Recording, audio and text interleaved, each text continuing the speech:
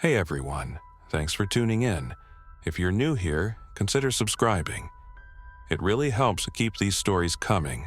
And while you're here, let me know in the comments where you're listening from. Now, sit back, relax, and let's get into the story. I never should have taken the last train. It was late, past midnight. The station smelled like damp concrete and something metallic, like rusted tracks and old pennies. I was one of only a few people waiting, all of us spread out across the dimly lit platform. The fluorescent lights flickered overhead, buzzing like trapped insects. The train screeched into the station, brakes screaming against the rails. The doors slid open, revealing a mostly empty car. A few passengers sat scattered inside, a businessman in a wrinkled suit, a girl with headphones staring at her phone, an old woman clutching a plastic grocery bag. None of them looked up as I stepped inside. I chose a seat near the middle of the car, resting my head against the cool glass. The city blurred past as we rumbled into the tunnels, swallowed by darkness. Then the train jerked. Hard. The lights flickered, and for a split second everything went pitch black. When they came back on, the businessman was gone. Not like he got up and moved, he was just gone. I blinked, scanning the car. The girl with the headphones was still there, the old woman too, but the seat where the man had been was empty, his briefcase sitting on the floor. Asa, I frowned. Maybe he switched cars. But I hadn't heard the doors open. Another jolt. The lights flickered again. This time it lasted longer. The train groaned like something enormous was pressing against it. The air grew thick, heavy. My ears popped as if the pressure had changed. When the lights returned, the girl was gone. Her phone lay on the seat, screen still glowing. A faint sound crackled from the tiny speaker. Garbled whispers like a radio signal lost in static. My stomach twisted. I looked at the old woman. She clutched her grocery bag tighter, her knuckles white. Her eyes, wide and hollow, met mine. She knew. Something was wrong. The train shuddered again, slowing down. I turned toward the doors, ready to move to another car, maybe even get off at the next station. That's when I saw them. Shadows in the next car. Not passengers. Not people. They pressed against the glass, their figures warped, their mouths hanging open as if screaming, but no sound came through. Their eyes were empty, black voids, and their fingers scraped against the glass, leaving behind long, dark streaks. Then, the train stopped. The doors slid open, and the things outside stepped in. The doors hissed open, and for a moment, everything was silent. No footsteps, no shuffling, just the steady hum of the train as it sat motionless in the tunnel. I held my breath. The figures from the next car had disappeared. The glass between us was smeared with something dark, but the space beyond it was empty. Then, a noise, soft, wet, like something dragging across the floor. I turned. The old woman was still in her seat, clutching her plastic bag, her eyes darting around the train car, but she wasn't looking at me. She was looking past me. Slowly, I turned my head. Something had stepped onto the train. It stood just inside the doors, head tilted unnaturally to one side. It was human-shaped, but wrong. Its skin was stretched too tight. Its fingers too long, its mouth slack and twitching. It let out a low, rattling breath, its chest rising and falling too fast, like it was struggling to remember how to breathe. Then it moved. Not a normal step. A lurch. A sudden, jerky motion, like a puppet yanked forward by invisible strings. Its head snapped up, and for the first time, I saw its eyes. Black pits. Bottomless. It locked onto me. My muscles tensed, screaming at me to run, but where? The train wasn't moving, the doors were still open, but the tunnel outside was pitch black. A cold sweat dripped down my back as I forced myself to look away, scanning the car for another way out. The old woman was already on her feet. Her plastic bag rustled as she took a step toward the opposite end of the car. "We have to move," she whispered, barely audible over the buzzing lights. The thing twitched again, its head jerking toward her now. And then it lunged. I didn't think, I just ran. The old woman was already moving, shuffling faster than I thought possible. I followed her, not daring to look back, but I could hear it. The sound of bare feet slapping against the floor, the gurgling breath getting closer. We reached the end of the car. The door to the next compartment was locked.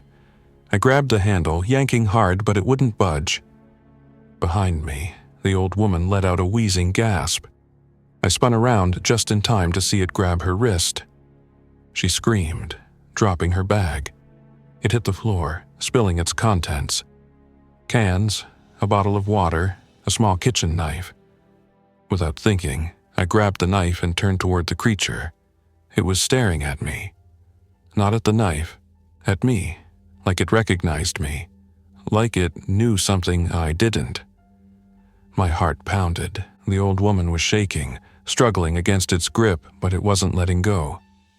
"Hey!" I shouted, raising the knife. "Let her go!"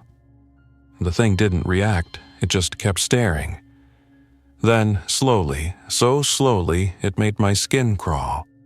It smiled, not a normal smile. A broken, jagged grin that stretched too far across its face like its skin was splitting at the edges. A horrible, wet sound filled the air. It was laughing, but it wasn't a laugh, it was wrong. Choked, distorted, like a voice coming through a radio full of static. And then the train lights went out. Darkness swallowed us whole. And the screaming began. The screaming was cut short. A wet, choking sound replaced it, gurgling and unnatural. My breath came in sharp, panicked gasps as I clutched the knife tighter, but it suddenly felt useless, like bringing a toy to a war. The train was in complete darkness. I couldn't see the old woman. I couldn't see it. I pressed my back against the door, heart pounding so hard I could hear it in my skull. The air felt thick, like the tunnel itself was swallowing the oxygen. Then, movement. Not footsteps. Something dragging, slow, deliberate, coming closer. A faint hum crackled through the train's speakers, distorted, broken, like an old radio struggling to find a signal. It was quiet at first, just static and whispers buried beneath the noise. Then a voice. Not human. Not entirely inhuman. "Where are you going?" My breath caught in my throat. The sound wasn't coming from the speakers. It was coming from the darkness itself. The train lurched again, and for a split second the emergency lights flickered to life. A dull red glow, barely enough to see. But what I did see made my stomach turn to ice. The old woman was slumped against the seat, her head tilted forward, her chest rising and falling in shallow, ragged breaths. She was still alive. But the thing, it was on the ceiling, crawling. Its limbs bent the wrong way, fingers gripping the metal like talons. Its head twitched, eyes locked onto me. That grin was still there. Lips stretched impossibly wide, teeth blackened and broken. And it was waiting. I didn't wait. I lunged for the old woman, grabbing her wrist. She groaned, dazed, but I didn't stop moving. I yanked on the door handle again, this time slamming my shoulder against it. It didn't budge. The thing above me shifted. Metal creaked under its weight. Then it dropped.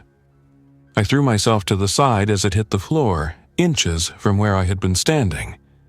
My shoulder slammed against the seat, pain jolting through my arm, but I scrambled to my feet. The old woman was stirring now, eyes fluttering open. She wheezed. We gotta go. I yanked on the door handle one last time. It gave. The door slid open, revealing the next car. It was empty, but the air inside felt off. Warmer. Like someone had been breathing too hard in a sealed space. No time to think. I hauled the old woman through, slamming the door shut behind us. The second it clicked into place, something slammed against it from the other side. The glass cracked. I stumbled backward, dragging the old woman with me. The thing was still there, its face pressed against the fractured window, grinning that horrible grin. Then, slowly, it raised one hand and waved. A shiver ran down my spine. The old woman coughed, pulling herself upright. They're not supposed to be here, she muttered, almost to herself. Not yet.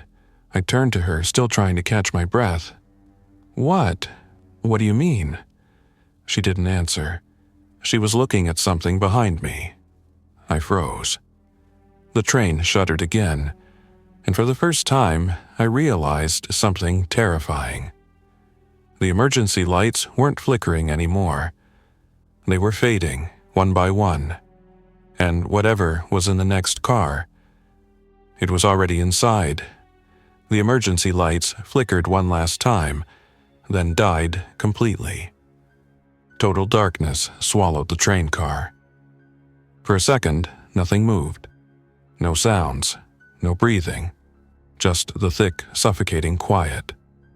Then, scraping, a slow, deliberate drag across the floor. Something was in here with us. I held my breath, gripping the old woman's arm. She was stiff, barely breathing. Maybe she was as afraid to make a sound as I was. Then the voice returned. Closer. It wasn't coming from one direction. It was everywhere, like the train itself was whispering to me. A sudden, sharp tap on the metal floor. Then another, like fingers drumming impatiently. I swallowed hard, trying to force my eyes to adjust to the dark. It wasn't total blackness now. There was a faint glow from the windows. Not light exactly, but something deeper. Like the tunnel outside wasn't just dark but empty, an abyss stretching far beyond what should be possible. A shape moved in front of me. I turned toward the old woman, about to tell her to run, but it wasn't her. The thing was standing between us now. Tall, wrong. Its head tilted too far to one side, bones shifting beneath its stretched skin. Its grin had grown wider, splitting its lips at the corners. Blackness dripped from its teeth. I staggered back. The old woman's voice came low and shaking. Don't let it touch you. I didn't need to be told twice. The thing took a step forward, slow, deliberate, testing me. The air was heavy, thick with a scent I couldn't place, rotten, metallic, old. My pulse pounded in my ears. The doors at the far end of the car were closed, locked, probably. If we ran, we'd have to get past it. It twitched again, like it was trying to decide which one of us to go for first. I tightened my grip on the knife. It felt stupidly small in my hands. The old woman moved first. With a speed I didn't think she had, she lunged for her spilled plastic bag, grabbing the bottle of water. She flicked the cap off with her thumb and threw the whole thing at the creature. The water splashed against its chest. And for the first time, it reacted. A screech tore through the train car, high-pitched and unnatural, like metal being scraped across glass. The thing reeled its body, convulsing as dark steam rose from where the water had touched it. The old woman grabbed my wrist. Run! I didn't argue. We sprinted past the creature as it writhed, its limbs jerking wildly. The old woman reached the far door first, slamming her hand against the emergency release. The door gave way, and we stumbled through into the next car. I turned, expecting the thing to be right behind us. But it wasn't. It was still standing in the other car just past the doorway, not moving, not chasing us, just watching. Its head twitched slightly, its grin never fading. Then, as the doors slowly slid shut between us, it raised one hand and pointed down, right at the floor beneath our feet. The doors sealed with a hiss, and the floor beneath us groaned, a deep, horrible creaking, like metal straining under immense pressure. Then, before I could even breathe, the entire train car dropped. The train car fell, not like a derailment, not like a crash. There was no impact, no screeching of metal against metal. It just dropped. Like the floor had been swallowed whole, like gravity had been rewritten beneath our feet. The old woman and I tumbled, weightless for a terrifying moment before slamming against something hard. The breath was knocked from my lungs. My vision blurred. Then silence. No train sounds, no tunnel hum, no flickering lights. Just a deep, endless void stretching in every direction. My body ached as I pushed myself upright. My fingers brushed something cold and smooth. Train seats. The car was still intact, but the windows? Black. Not tunnel darkness. Nothingness. The outside world was gone. The old woman groaned, shifting beside me. "Not supposed to happen," she muttered, rubbing her ribs. "Not supposed to be like this." Her voice was thin, afraid, and that scared me more than anything. I turned to the windows again. The glass had a strange sheen now, like a thin layer of oil slicking its surface. Shapes moved behind it, slow and deliberate, but whenever I focused on one, it melted into the void. Then a thump, not inside the car, above us. I froze. Another thump, heavier this time. Something was walking on the train. The old woman grabbed my wrist, fingers like iron. "Don't make a sound," she breathed. I obeyed. The footsteps were slow, deliberate, moving from one end of the car to the other. Whatever was up there, it was big. I stared at the ceiling, barely breathing. The metal dented inward slightly with every step, groaning under the weight. Then it stopped, right above me. My body went rigid. I could feel it there, directly overhead, the weight of its presence pressed down, making my skin crawl. Then, softly, so softly I almost thought I imagined it, tap, tap, tap. Fingernails, scraping against the ceiling, tracing small circles, testing, waiting. The old woman squeezed my wrist harder. Then the whisper came. "I see you," right above me. I bit my lip, forcing myself not to react. The old woman's breathing had gone ragged. Her grip on me was trembling, but she didn't move. I didn't either. Then, the footsteps started again. But this time, they were coming down the side of the train. Not jumping, not dropping, walking, as if gravity didn't matter. Slowly, deliberately. Step by step, it was climbing down the train, coming toward the windows. Toward us. I barely swallowed a whimper. My heart slammed against my ribs as I turned toward the old woman, silently asking, "What do we do?" Her gaze flicked toward the far end of the car. The door. It was open. Barely a crack, but enough. I nodded. We moved. Silent, careful. Each step, agonizingly slow. The air was so thick it felt like pushing through water. The footsteps outside stopped. I forced myself not to look. The old woman reached the door first. She pushed it open just a little wider, enough for us to slip through. A creak echoed through the car. The thing was pressing against the window. I didn't look. I wouldn't look. The old woman slipped through first. I followed, stepping into the next car, my breath trapped in my throat. The moment my foot crossed the threshold, the window behind me shattered. A horrible wet shriek tore through the train as something lunged inside. I slammed the door shut. Through the glass, I saw it. Not human. Not anymore. Its face was too long, stretched like melting wax. Its mouth split open in sections, revealing rows of teeth spiraling into the dark. Its arms bent in too many places, fingers twitching, grasping. It slammed against the door once, twice. Then it stopped. Not because it couldn't break through, because it didn't need to. It smiled wider and then slowly, deliberately raised one hand. It pointed behind me. My stomach turned to ice. The old woman was already looking. Her face had drained of all color. I turned and realized why. The next car was full of people. Or at least, they had been people. Their bodies were slumped in the seats, motionless. Their heads tilted at wrong angles. Their eyes were wide, glassy, staring at nothing. And then they all turned to look at me. Every single one.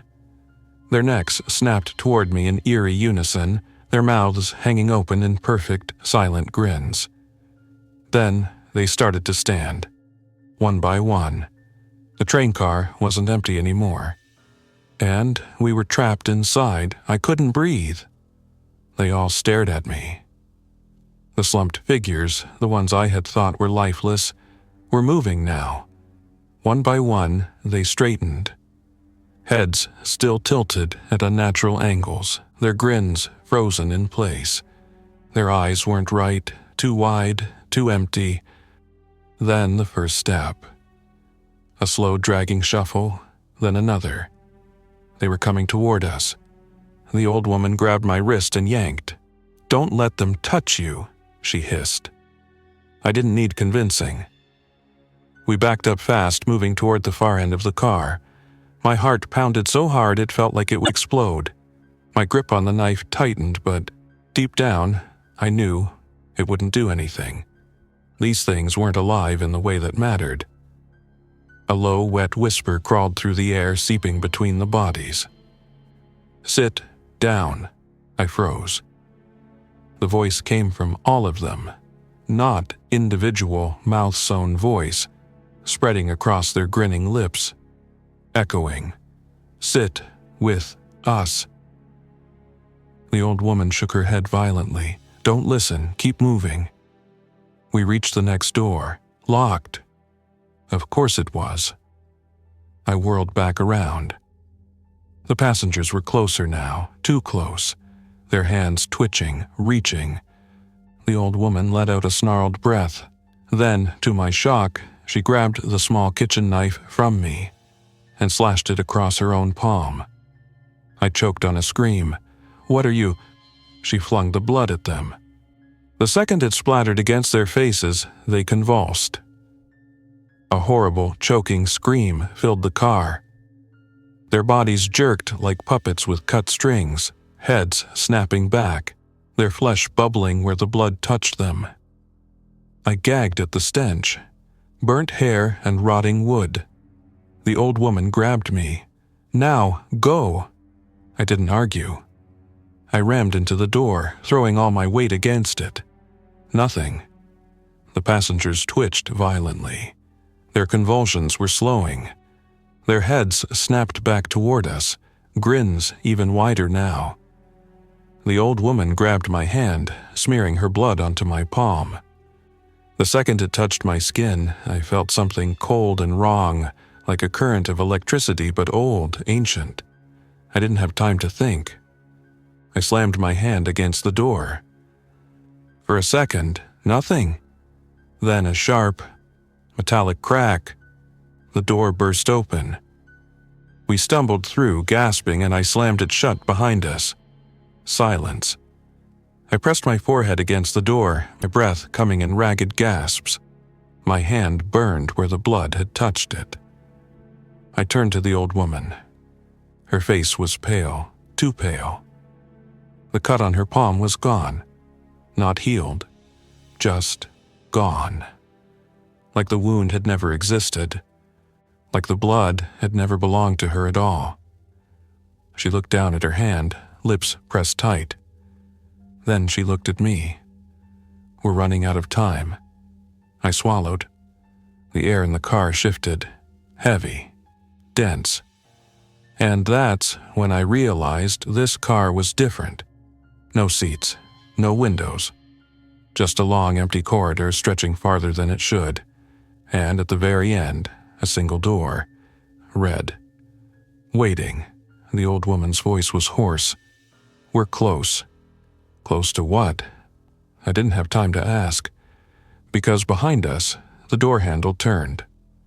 The door handle turned slowly, metal creaking like it hadn't been used in years. I backed away, my breath locked in my throat. The old woman grabbed my arm and pulled me forward. No more stopping, move. I didn't argue. We ran. The corridor was impossibly long. Too long. The train car stretched farther than it should have, the walls seeming to shift, to pulse like something alive. But the red door never changed. It stood at the end of the passage, solid and waiting, as if it had always been there. Behind us, the door we had come through rattled. Then a sharp, wet crack. I didn't turn. I didn't need to. They were coming. The old woman was breathing hard now, but she didn't stop. She couldn't. Neither could I. The closer we got to the red door, the stranger everything felt. The air was thicker, pressing against my skin, pushing me down like weight on my back. And then we reached it. I grabbed the handle and froze. It was warm. Not warm like metal in the sun. Warm like living flesh. The old woman placed her hand over mine. Her skin was clammy, her fingers trembling. Open it. I hesitated. The door behind us shuddered violently. Then a horrible, gurgling screech. The passengers were inside. I twisted the handle. It didn't move. Locked. No, no, no. I yanked harder, panic rising in my chest. The old woman pressed her bloody palm against the door. It inhaled. The entire thing shuddered, pulsed, and then the door breathed. A deep, slow exhale of warm air against my face. I nearly dropped dead from fear. Then, with a sickening squelch, the door peeled open. A gaping, black void stretched beyond it. I didn't want to go in. But behind us, the passengers were running now. Not shuffling, not twitching, running. And they weren't smiling anymore. Their mouths had split open wider than their skulls, their heads jerking violently with every step. We had no choice. The old woman grabbed me, and we stepped into the dark. The door slammed shut behind us. Everything vanished. Silence. Thick, endless. A black void stretching in every direction. For a terrifying moment, I thought I had died. Then, the floor tilted beneath me. Not a train car anymore. Stone, cold and uneven, like an old subway platform. My breath hitched as my eyes adjusted. We weren't in the train. We were somewhere else. A long, empty subway station stretched ahead. The walls were cracked, lined with old, faded posters from decades ago. The air was heavy, stale, like no one had breathed it in a very, very long time. But the worst part? There were no exits, no stairs, no tunnels. Just one set of tracks leading into endless darkness. And on the platform a single person. A man in a tattered subway uniform, standing too still, staring at the tracks like he'd been waiting forever. The old woman let out a shaky breath. It's him. I frowned. Who? She took a step forward, voice hoarse. The conductor. I didn't like the way she said it. The man slowly turned his head. His face was wrong. Too long. Too stretched. Like it had been pulled forward, skin sinking into the skull beneath. His eyes were black pits, empty and deep, but somehow still looking right at me. Then he smiled. A deep, rotting voice seeped through the air. You shouldn't be here." The floor shook. A low rumbling hissed through the tunnel. The ground beneath the tracks split, not just cracked, but opened like the mouth of something enormous. And from that impossible abyss a train was coming. Not like the others. This one was alive. The metal was pulsing, shifting, covered in something wet and dark. The windows were filled with faces pressed against the glass, their eyes black and hollow, their mouths moving in silent screams. The passengers. Not just from our train. From every train. The ones that had never made it back. The ones that had never escaped. The conductor raised one hand and pointed at us. The old woman grabbed me. "Whatever happens, don't get on that train." The brakes screamed. The train was stopping. The conductor's grin stretched wider. The old woman shoved something into my hand, a key, rusted, heavy. She grabbed my face, her eyes desperate. "There's always a way out." Then she ran. Before I could stop her, before I could even breathe, she leapt onto the tracks. The conductor's head snapped toward her. The train lurched, and then it swallowed her whole. I screamed, but it was too late. The doors slammed shut. The train shuddered, metal groaning, and then it was gone. Swallowed by the tunnel, vanishing into nothingness. Silence. My breath came in sharp, ragged gasps. My hands were shaking. I looked down at the key, and then I understood. She'd given me one chance, one way out, and I wasn't going to waste it. I turned. And there, at the far end of the platform, a single door had appeared. Rusty. Old. But waiting. I didn't hesitate. I ran. The moment my hand touched the handle, the station shook. The air behind me collapsed. The tunnel, the platform, the impossible place, it all fell away. And then I was somewhere else. Bright, loud, real. A normal subway station. People, moving, laughing, breathing. I staggered forward. My legs barely held me up. My hands trembled. My breath came in uneven gasps. I turned back. The rusted door was gone. The train was gone. The old woman was gone. I was back. But I wasn't the same. I never took the subway again. And even now, even after all this time, I still hear it sometimes. The whisper. The voice in the tunnels. Next stop. And I know it's still waiting. For me. For all of us. The whisper. The voice in the tunnels. Next stop. And I know it's still waiting. For me. For all of us. Thanks for listening. If you enjoyed this story, don't forget to like and subscribe. Your support keeps these creepypastas coming. Until next time, stay alert, stay safe, and never ignore the feeling that something is watching.